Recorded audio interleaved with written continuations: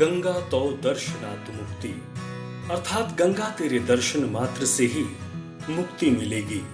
पुराणों में वर्णित है कि आदिकाल में गंगा के अवतरण दिवस पर भगवान श्री हरि विष्णु ने यही कहकर आशीर्वाद दिया था, कल कल बहती माँ गंगा की अविरल धारा, जिनके आंचल में तमाम संस्कृतियों का उद्भव और विकास हुआ।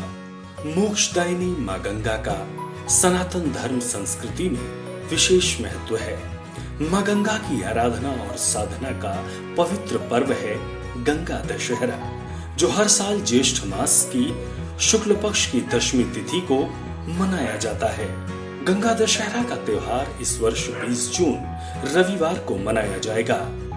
इस दिन पवित्र नदी गंगा में स्नान करने से मनुष्य अपने पापों से मुक्त हो जाता है। स्नान के साथ साथ इस दिन दान पुण्य करने से मोक्ष की प्राप्ति होती है। धार्मिक मान्यता के अनुसार कहा जाता है कि इस दिन मां गंगा का धरती पर अवतरण हुआ था।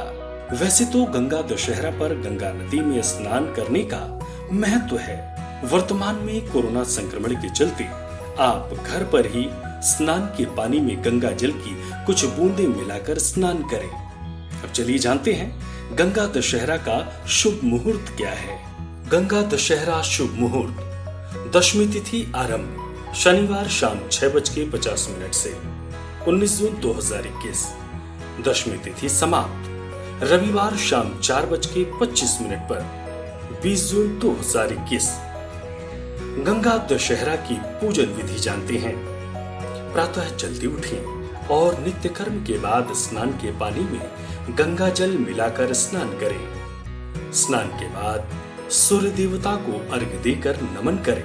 ओम श्री गंगे नमः मंत्र का उच्चारण मां गंगा का ध्यान करते हुए करें। गंगा मां की पूजा के बाद गरीब ब्राह्मणों और जरूरतमंद लोगों को दान दक्षिणा दें। मां गंगा की आराधना का मंत्र, नमो भगवते दश पाप हराय गंगाय नारायण्ये रेवत्ये शिवाय दक्षाये अमृताय विश्वरूपिण्ये नंदिन्ये ते नमो नमः। अर्थात हे भगवती, 10 पाप हरने वाली गंगा, नारायणी, रेवती, शिव, दक्षा, अमृता, विश्वरूपिणी, नंदिनी को मेरा नमन।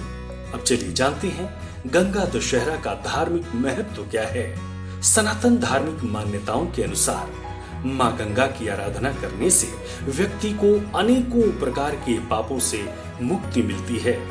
गंगा ध्यान एवं स्नान से प्राणी काम, क्रोध, लोभ, मोह, मत्सर, ईर्ष्या, ब्रह्महत्या, छल कपट, पर निंदा जैसे पापों से मुक्त हो जाता है।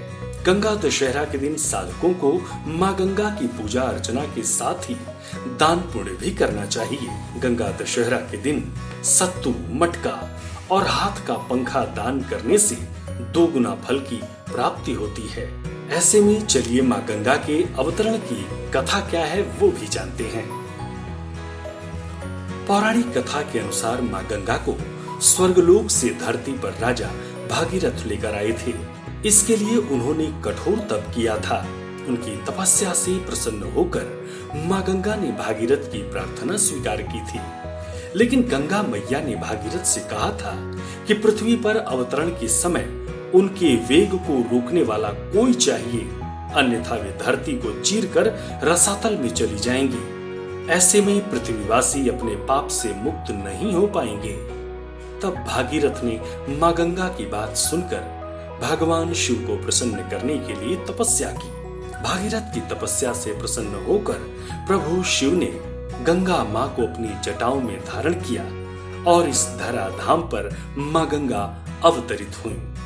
आप सभी को गंगा दशहरा की हार्दिक शुभकामनाएं व बधाई।